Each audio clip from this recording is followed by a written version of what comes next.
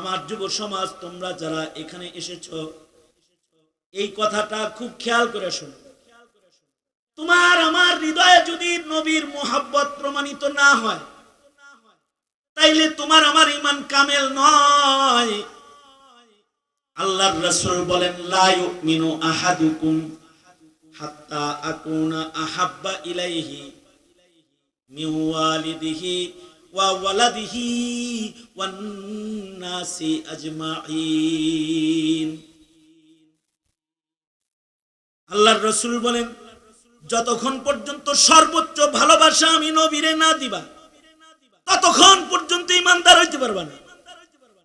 অর্থাৎ মায়ের চাইতে রাসূলের ভালোবাসা বেশি, বাবার চাইতে হৃদয়ে রাসূলের ভালোবাসা বেশি, সন্তানের চাইতে হৃদয়ে নবীর ভালোবাসা বেশি, নেতার চাইতে হৃদয়ে নবীর ভালোবাসা কম না বেশি?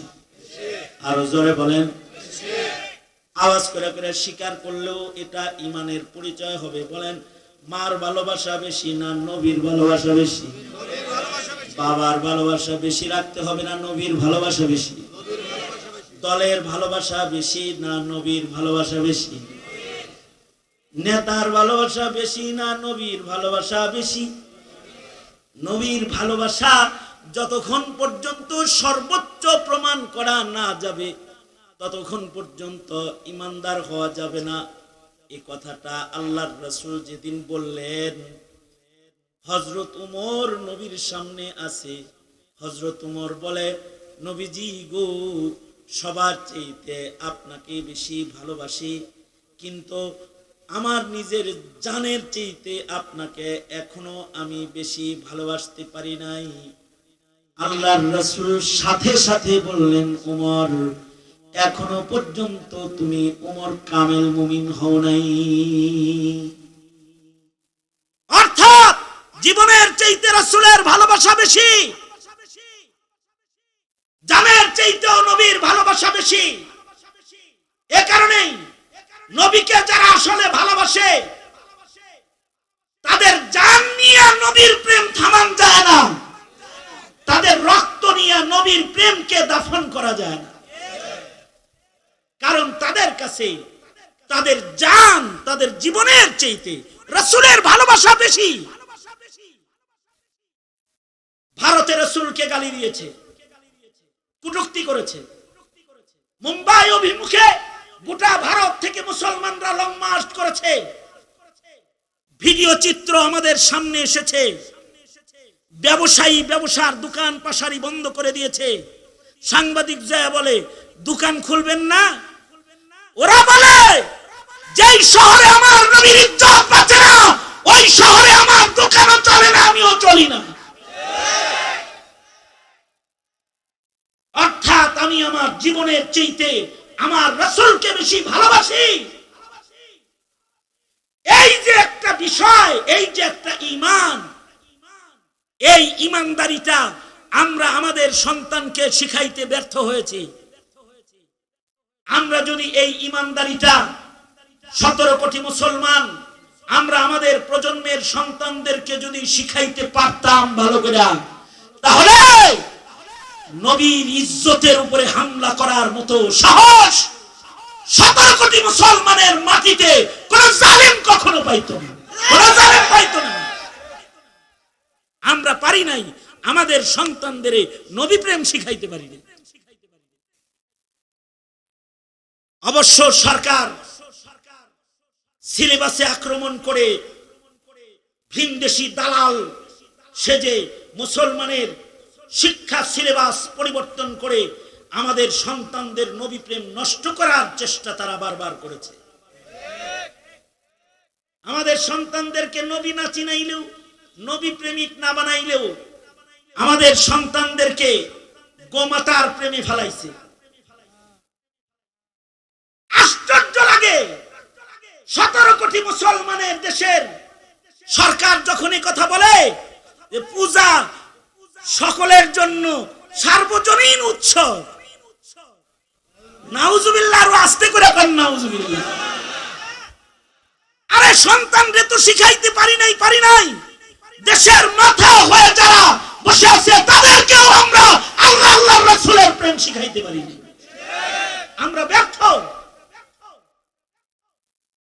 যে আমাদের সন্তানরা আল্লাহর ভালোবাসা কি প্রকাশ করবে, নবীর ভালোবাসা কি প্রকাশ করবে, এটা আমরা শিখাইতে পারতেছি না। অথচ সাহাবায়ে কেরাম তাদের সন্তানকে নবীর ভালোবাসা শিখাইছে। নবীজিকে যে আল্লাহর রাসূলকে যে জীবনের সবচেয়ে বেশি ভালোবাসতে হয়, এটা সাহাবী তার সন্তানদের শিখাইছে। যেমন নবীর এক সাহাবীর নাম হযরত বরা রাদিয়াল্লাহু আনহু। ওনার একটা সন্তান আছে, সন্তানটা ছোট্ট, সন্তান নাম তলহা। বাবা সন্তানকে রাসূলকে ভালোবাসা শিখাইছে। এবার বাবার লগে সন্তান নবীর দরবারে গেছে। বাপ রাসূলরে চিনানের কারণে রাসূলকে দেখা ছোট্ট বাচ্চা মজা পাইতাছে। এখানে কিছু বাবা আছে যারা তাদের সন্তানকে আলেম দেখা শিখাইছে। এবার ছোট ছোট বাচ্চার নাটক দেখা মজা না পাইলেও ওরা আলেমের চেহারা দেখে একটা স্বাদ পাইতেছে। এটা একটা তালিম, এটা একটা শিক্ষা। হযরত বরা নিজের সন্তানকে আল্লাহর রাসূল দেখা শিখাইছে। নবীজি বয়ান করতেছে, বাবার পাশে বসে বসে হযরত তালহা নবীর বয়ান শুনতেছে। ছোট্ট বাচ্চা, নবীজির বয়ান শেষ হয়ে গেছে, হযরত তালহা চলে যাইতেছে। তালহা নিজের ছেলেকে বলে, হযরত বরা নিজের ছেলে তালহাকে বলে, তালহা আয় আয় বাড়ি যাই, মজলিস শেষ। হযরত তালহা বাচ্চা মানুষ, কিন্তু ওর নবী প্রেম কত। তালহা বলে, আব্বু তুমি যাও, আমার রাসূলের সাথে আমার কিছু কথা আছে। আল্লাহর রাসূল সাল্লাল্লাহু আলাইহি ওয়াসাল্লাম তালহার প্রেম দেখে বাচ্চা তালহাকে আল্লাহর নবী ডাকলেন, আয় আয় তালহা, আমার কাছে আয়, আয় আমার কোলে বসে পড়। আল্লাহর রাসূলের কোলে যেয়ে বসেছে, নবীজি আদর করেছে। তালহা ছোট্ট বাচ্চা আল্লাহর রাসূলকে বলে, ওগো আল্লাহর নবী, আল্লাহর নবী গো, আপনি এই মুহূর্তে আমাকে একটা আদেশ করেন, আর আমি আপনার আদেশটা পালন করি।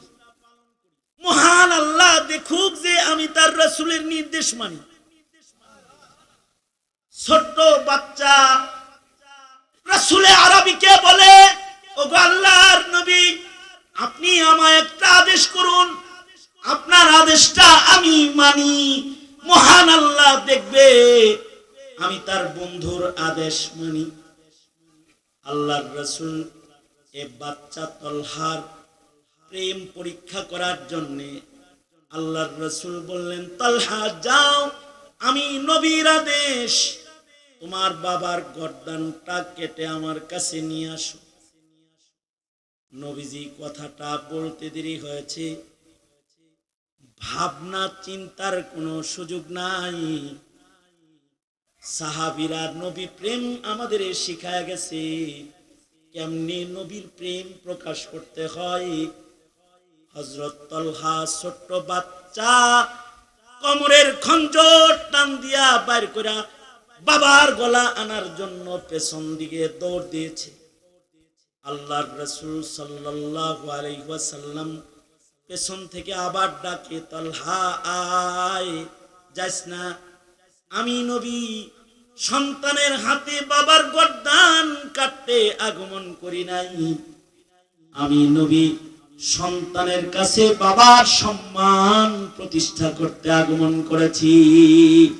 আমি পরীক্ষা করলাম, তুই কি তোর বাবারে বেশি ভালোবাসো নাকি আমি রাসূলকে বেশি ভালোবাসো? আল্লাহর রাসূলের কাছে কাছে এমন কঠিন পরীক্ষায় তিনি পাশ করলেন। এবার এই তালহা বিন বারা বাড়িতে যায়, হযরত তালহা এই বাচ্চা সাহাবীর গায়ে জ্বর চলে আসলো, কঠিন জ্বর। এমন জ্বর আছে কিছু জ্বর যে জ্বরে মানুষ মারা যায়। হযরত তালহার ওইরকম কঠিন একটা জ্বর হলো। ইকো দিছো নাকি? এবার আমার কানে আওয়াজ দাও, আমি কানে শুনি না। আমার কানে আওয়াজ দাও, আমি শুনতেছি না। হযরত তালহার কঠিন জ্বর শুরু হলো। আল্লাহর রাসূল খবর পাইলেন যে তালহা অসুস্থ, জ্বরাক্রান্ত। আল্লাহর নবী এই বাচ্চা তালহাকে দেখার জন্য আল্লাহর নবী হযরত বরার বাড়িতে গেলেন। সাইয়্যিদুল মুরসালিন নবী একটা ছোট্ট বাচ্চাকে দেখতে তার ঘরে চলে গেছেন। আল্লাহর রাসূল হযরত তালহাকে এক নজর দেখা বুঝা ফেলাইলেন। ওর শারীরিক অবস্থা প্রমাণ করেও বাঁচবে না। আল্লাহর নবী হযরত বরাকে ডেকে বললেন, বড়া, আমার তালহাকে দেখে মনে হয় সে হয়তো আমাদের ছেড়ে চলে যাবে। তুমি চিন্তা করো না বড়া, আমার তালহা যদি চইলা যায় আমি রাসূলকে খবর দিবা, আমি নিজে আমার তালহার জানাজা পড়াবো, আমি নিজে আমার তালহাকে কবরে নামাবো। তার মানে তালহা যেমন রাসূলকে ভালোবাসে, রাসূলও তালহাকে ভালোবাসে। রাসূল বলছেন আমারে খবর দিবা, আমি জানাজা পড়াবো, আমি কবরে নামাবো। নবীজি চলে গেলেন।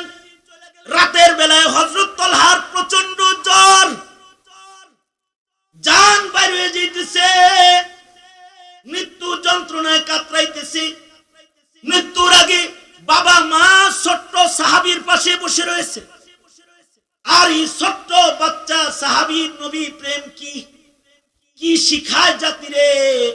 ছোট্ট বাচ্চাটাই কয়, আব্বু, রাসূল বলেছে আমি মইরা গেলে আমার মৃত্যুর সংবাদ রাসূলকে আগে জানাইতে রাসূল আমার জানাজা পড়বেন, নবীজি আমাকে কবরে নামাবেন।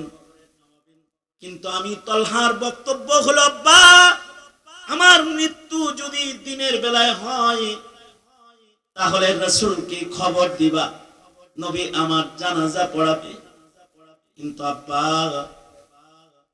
যদি আমি তালহার মরণ রাতের বেলায় হয়ে যায় তাইলে কিন্তু আমার রাসূলকে খবর দিও না, তোমরা নিজেরা জানাজার নামাজ পড়ে আমাকে কবরে শোয়া দিবা, আমার নবীকে খবর দিবা না। কারণ আমি চাই না আমার জানাজা রাতের বেলায় পড়তে এসে মদিনার কোন মুনাফিকের আক্রমণ আমার নবীর পরে হয়ে যাক, এটা আমি চাই না।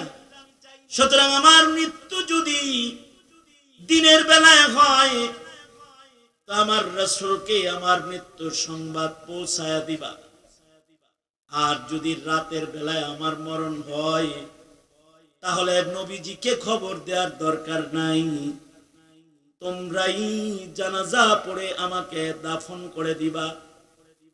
ঠিক সত্যই সন্ধ্যা রাতে বাচ্চা সাহাবী তালহার মৃত্যু হয়ে গেল।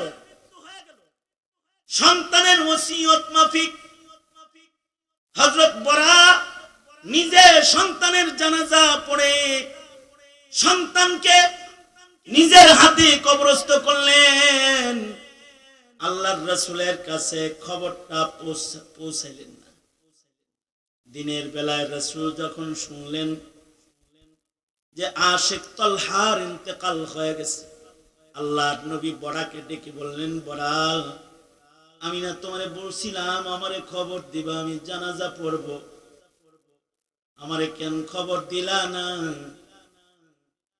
হযরত বড়া বলে, রাসূল গো, আমার সন্তান যে আপনাকে নিজের চেয়ে বেশি ভালোবাসে, এই কারণে আমার সন্তান চায় না তার সুবিধা, তার জানাজার জন্য তার নবী রাস্তার মধ্যে কোনো দুশমনের আক্রমণের শিকার হোক, এটা চায় না। তাই আমাকে সন্তান ওসিয়ত করেছে, দিনের বেলায় মরণ হলে বাবারে খবর দিবা, বাবা রাসূলকে খবর দিবা, আর রাত্রে মৃত্যু হইলে কিন্তু আমার নবীরে খবর দিও না। আল্লাহর রাসূল সাল্লাল্লাহু আলাইহি ওয়াসাল্লাম মাঝে মাঝে মসজিদে নববী থেকে এই 3.5-4 মাইল হেঁটে হেঁটে এই বাচ্চা তালহার কবর জিয়ারত করার জন্য যাইতেন মাঝে মাঝে। এখনো মদিনাতুল মুনাওয়ারাতে হাজিরা যখন যায় এই তালহার কবর জিয়ারত করার জন্য হাজিরা যায়, রাসূল তার কবর জিয়ারতে যাইত। এইটা হলো নবী প্রেম। আর তোমার আমার নবী প্রেম হলো তুমি দলের জন্য অনেক কিছু করা জানো, নেতার জন্য অনেক কিছু করা জানো, ব্যবসার জন্য অনেক কিছু করা জানো, জীবন বাঁচানোর জন্য দাড়ি কাটা জানো, ধর্মের বাবা, কিন্তু নবীকে পাওয়ার জন্য সুন্নাত মানা জানো না, নবীর প্রেম প্রকাশ করা তুমি জানো না। বলো এরকম প্রেম নিয়েও কি হাউজে কাউসার এত তাড়াতাড়ি পাওয়া যায়? অথবা এই রকম প্রেম নিয়েও কি আল্লাহর রাসূলের আশিক হিসেবে নিজেকে আসমানে নাম লেখানো যায়? এরকম বুয়া আশিক, বাৎসরিক উরুসের আশিক, কেক কাটার আশিক, আর র্যালির আশিক, আর জিলাপি আর মিষ্টির ইশক দিয়া নবী প্রেমিকের খাতায় নাম লেখানো যায় না। নবী প্রেম এটা আলাদা একটা জিনিস। নবী প্রেমের একটা সীমানা আছে। একটা মুমিনের হৃদয়ে তার নবীর প্রেম হবে সর্বোচ্চ, তার জীবনের চাইতে রাসূলকে বেশি ভালোবাসবে। এই যে বিষয়টা, এইটা আমরা আমাদের সন্তানকে শিখাইতে ব্যর্থ হয়েছে। এ কারণে মুসলিম সমাজে এখন আসাদ নূরের অনুসারীর সংখ্যা প্রচুর, যারা নাস্তিক্যবাদে বিশ্বাসী, যারা নিজেরা মুসলমানের ঘরে জন্মগ্রহণ করে কলমের মাধ্যমে, লেখালেখির মাধ্যমে, ব্লগের মাধ্যমে আল্লাহর রাসূলকে বারবার আক্রমণকারী। এই যে প্রজন্মের নবীর প্রতি অশ্রদ্ধা, এটা মুমিনের ঘরে জন্মগ্রহণ করার পরেও নাস্তিক আর মুরতাদ হয়ে তাকে কবরে নিচ্ছে, মুরতাদ করে কবরে নিচ্ছে। সঙ্গত কারণে রাসূলের সিরাত, নবীর জীবনী, নবী প্রেম বাচ্চাদেরকে শিখাইতে হবে ইনশাআল্লাহ বলেন। কারণ নবী প্রেমের অপর নাম হলো ঈমান।